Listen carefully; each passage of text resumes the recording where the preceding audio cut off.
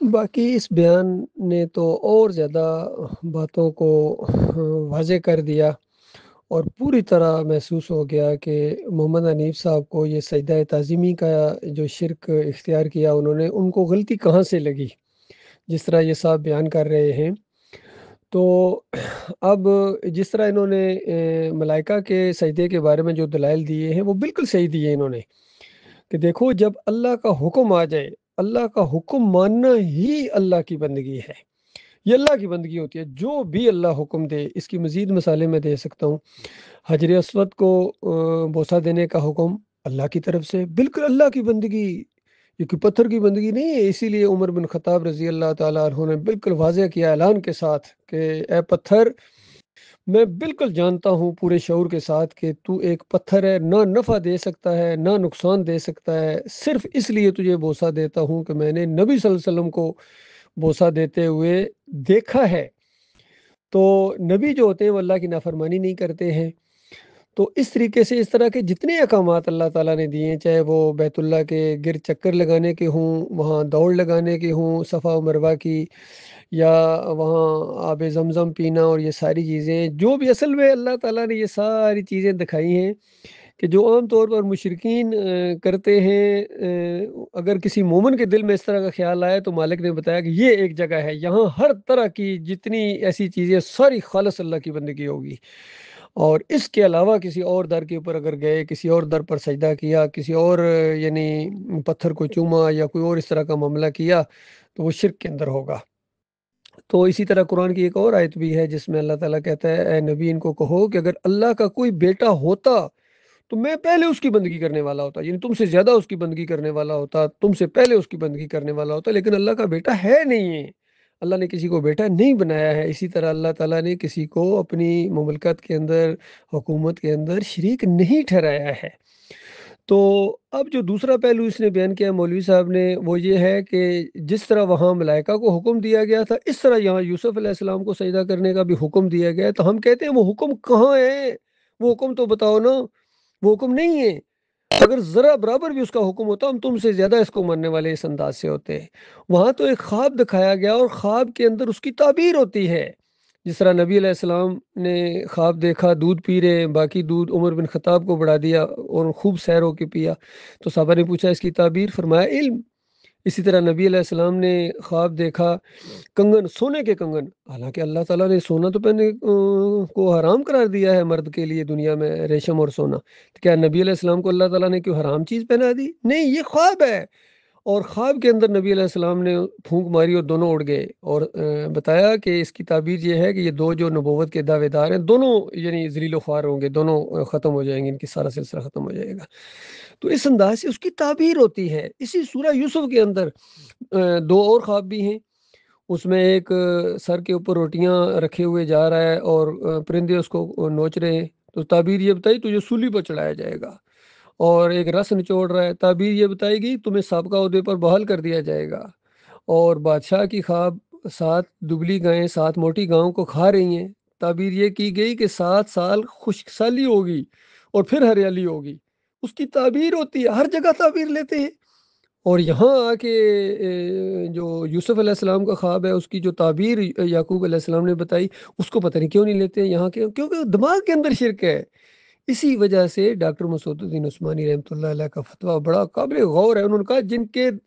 عقیدے میں خرابی ہوتی ہے، ایمان میں خرابی ہوتی ہے، ایمان ان کا صحیح نہیں ہوتا ہے، وہ لاہو کی ضمیر جو ہے وہ یوسف علیہ السلام کی طرف لے کے جاتے ہیں۔ وہ اس طرح تفسیر کرتے ہیں کہ یوسف علیہ السلام کو سجدہ ہوا، کیونکہ دماغ میں شرک ہے، سوچوں میں شرک ہے، اس وجہ سے اللہ نے وہ موقع دیا ان کو اس طرح کرنے کا۔ حالانکہ دوسری تعبیر بھی موجود تھی جو قرآن کے مطابق ہے، صحیح حدیث کے مطابق ہے۔ امام بخاری نے جس انداز سے وہ روایت لائے ہیں، سجدے کا ذکر ہی نہیں کیا انہوں نے۔ بتائیے، یہ کہتے ہیں سجدہ تعبیر ہے، امام بخاری نے اس کو پیچھے ہٹا دیا۔ اس کا مطلب کیا تعبیر وہ نہیں مانتے تھے؟ تعبیر انہوں نے وہ لے کے آئے ہیں 100 نمبر آیت اور 101 نمبر آیت، اور اس سجدے کو پیچھے کر دیا، وہاں سے شروع کیا جہاں سے وہ یوسف علیہ السلام کے وہی الفاظ ہیں جو یعقوب علیہ السلام کے الفاظ تھے۔ اور خوابوں کی تعبیر کا باب باندھا انہوں نے، خوابوں کا باب نہیں باندھا، خوابوں کی تعبیر کا باب، اور تعبیر کے اندر وہ سجدہ لائے نہیں ہے۔ تو امام بخاری کے بارے میں کیا خیر اب رحمۃ اللہ علیہ کے بارے میں؟ تو یہ معاملہ ہوا ہے میرے پیارے بھائیو۔ اب ہمارے سامنے دو بیانات آ گئے، دو تفسیریں گویا آ گئیں، ایک ڈاکٹر عثمانی رحمۃ اللہ علیہ کی کہ یہ شکر گزاری کا سجدہ ہے جو اللہ کو ہوا، اس کا یہ مطلب ہے، اور ایک طرف یہ مولوی صاحب کا بیان آ گیا۔ تو محمد حنیف صاحب نے مولوی صاحب کا بیان لے لیا، اصل میں یہ ان سے بہت بڑا ہوا، یعنی غلطان بہت بڑا ان سے یہ ہوا، ان کو یہ دھوکہ لگا، شیطان نے ان کے اوپر بڑا شدید وار کیا، اور ماحول جو تھا وہ خیر اگر وہ لوگ جان جائیں تو سارا مسئلہ سمجھ جائیں گے، وہ ماحول چونکہ لوگوں نے دیکھا نہیں ہے، وہاں ماحول بنا ہوا تھا یعقوب علی کی اور محمد حنیف کی مخالفت کا، اور جب یہ ڈاکٹر صاحب رحمۃ اللہ علیہ کی تفسیر سامنے آئی تو یعقوب علی نے پہلے اس کو لے لیا، اب محمد حنیف صاحب کے لیے وہ چھپکلی بن گئی جو گلے میں اٹک گئی، کیا کریں، نہ نگل سکتے ہیں نہ اس کو تھوک سکتے ہیں، اگر وہ والی بات مان لیں جو درست تعبیر ہے ڈاکٹر عثمانی رحمۃ اللہ علیہ کی تفسیر مان لیں تو پھر اس کا مطلب ہے کیا یعقوب علی غلط، تو وہاں یہ چوٹ پڑتی تھی ان کے مزاج کے اوپر، انہوں نے پھر وہ سعید احمد والے کتابچے کو بغل میں لیا اور اس کو گھماتے رہے اور سعید احمد کا ساتھ دیا انہوں نے، چونکہ ان کے دماغوں کے اندر یہی شرک تھا۔ تو بہرحال محمد حنیف کو تو پہلے اس کو لینا چاہیے تھا، جماعت کا موقف اختیار کرنا چاہیے تھا، جو ڈاکٹر عثمانی رحمۃ اللہ علیہ نے تفسیر بیان کی ہے، امام بخاری جس انداز سے بات لائے ہیں، قرآن جس طرح مسئلہ بیان کرتا ہے اس طرح لینا چاہیے تھا ان کو، لیکن یہ ضد ہو جاتا ہے میرے بھائیوں،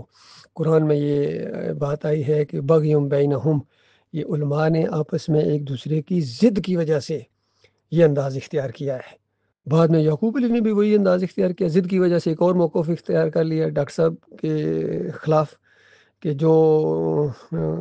لکھنے کو مانے، کیونکہ روایتوں میں آ گیا کہ نبی علیہ السلام نے صلح حدیبیہ کے موقع کے اوپر وہ نام اپنا مٹا کے خود لکھ دیا، تو خود کیسے لکھ دیا بھائی؟ ڈاکٹر صاحب کہتے ہیں اگر خود لکھ دیا تو پھر یہ معجزہ ہے، کیونکہ لکھنا پڑھنا تو نبی علیہ السلام جانتے نہیں تھے، تو معجزہ مان لینا تو یہ تو سٹمپ لگ جاتی ہے کہ نبی علیہ السلام امی تھے، پڑھنا لکھنا نہیں جانتے تھے، لیکن یعقوب علی ڈٹ گئے اس اپنے غلط موقف کے اوپر، یہ پرابلم ہوئی ہے، ہر جگہ یہی معاملہ ہوا ہے، یقین کیجئے، یہاں کمال خان بھائی اور معراج الدین نے بھی یہی انداز اختیار کیا، وہی یعقوب علی والا، وہی محمد حنیف والا ویڈیوز کے معاملے میں، لیکن ڈاکٹر صاحب کا موقف کتنا کلیئر ہے، کتنا واضح ہے کہ ایمان اور اسلام کے لیے ویڈیوز کا استعمال بالکل جائز ہے، کسی حدیث کا انکار نہیں ہوتا ہے اس انداز سے، تو یہ معاملہ ہے میرے بھائیوں، اب یہ بات بالکل کھل کے سامنے آ گئی کہ مولویوں کی بات مانو گے ٹھوکر کھاؤ گے، یہ طاغوتوں کی بات مانو گے چاہے عمل کے معاملے میں تو عمل کی ٹھوکر کھائی آپ نے، اور اگر عقیدے کے معاملے میں ان مولویوں کی بات مانو گے تو پھر عقیدے کی ٹھوکر کھائی آپ نے، پھر تو ہمیشہ کی آگ میں رہنا پڑے گا، اور اگر عمل کے معاملے میں ٹھوکر کھائی تو پھر اللہ تعالیٰ چاہے تو معاف کر دے اور چاہے تو عذاب دے، اور اگر ایک لمبے عرصے کے لیے جہنم میں ڈال دیے گئے، ہمیشہ کے لیے نہیں، اگر لمبے عرصے کے لیے ڈال دیے گئے پھر بھی بڑی مشکل میں پڑ جاؤ گے، ایک لمحے کے لیے بھی جس کو اللہ نے ڈال دیا وہ بھی بڑی مشکل میں پڑ جائے گا، لہٰذا دونوں معاملات میں عقیدے کے معاملے میں بھی ڈاکٹر عثمانی رحمۃ اللہ علیہ کا موقف درست ہے کہ یہ سجدہ شکر تھا جو پورے خاندان نے اللہ کو کیا،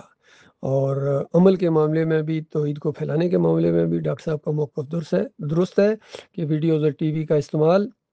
یہ ایمان اور اسلام کے لیے جائز ہے اور کسی حدیث کا انکار نہیں ہوتا ہے، اور محمد حنیف کے دونوں موقف غلط ہیں، عقیدے کا موقف بھی غلط ہے کہ یہ سجدہ یوسف علیہ السلام کو ہوا، محمد حنیف کا موقف بالکل مشرکانہ موقف ہے،